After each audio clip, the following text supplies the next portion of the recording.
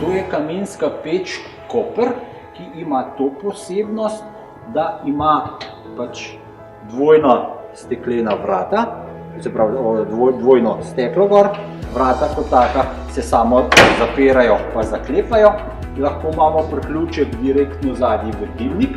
Sam kamin je možno stisniti tudi kompletno do stene. Lahko je priključek za dimnik tudi zgoraj, če gre to zadeva v steno.